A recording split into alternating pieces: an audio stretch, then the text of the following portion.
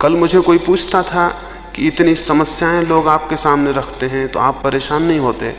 मैंने उन्हें कहा, समस्या अपनी ना हो तो परेशानी का कोई कारण नहीं होता। समस्या दूसरे की हो तो कोई परेशानी नहीं होती है। समस्या अपनी हो तो परेशानी शुरू हो जाती।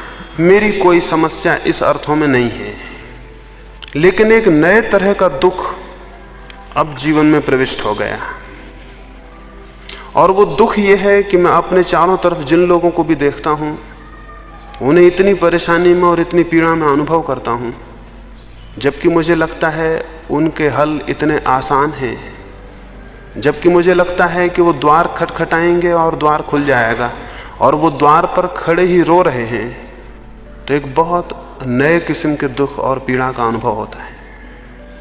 एक छोटी सी पारसी कहानी में पढ़ता था। एक अंधा आदमी और उसका एक मित्र एक रेगिस्तान को पार करते थे।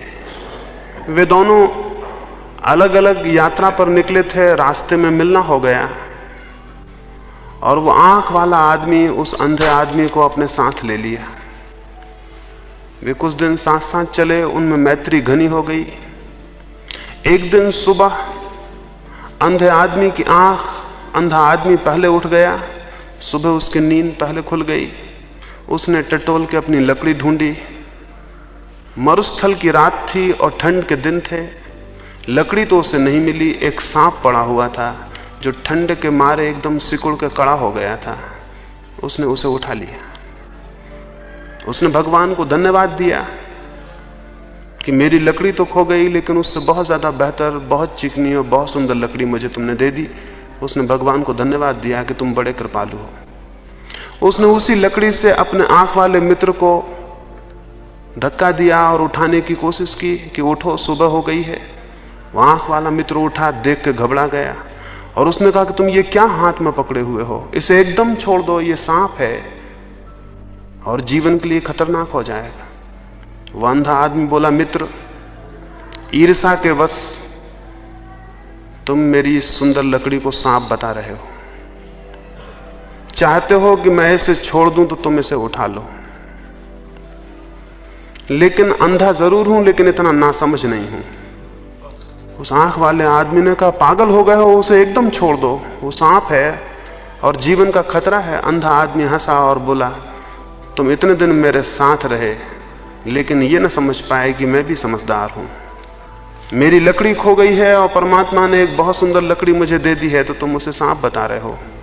वह अंधा आदमी गुस्से में मित्र की इस ईर्ष्या और जलन को देख के अपने रास्ते पर चल पड़ा।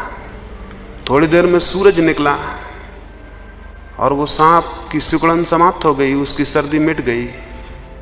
उसमें फिर प्राण का संचार हुआ और उसने उस अंधे आदमी को काट लिया। मैं जिस दुख की आपको बात कह रहा हूं वो वही दुख है जो उस सुबह उस आंख वाले आदमी को उस अंधे मित्र के प्रति हुआ होगा। वैसे ही एक दुख में चारों तरफ जो लोग दिखाई पड़ते हैं उनके प्रति मुझे अनुभव होता है।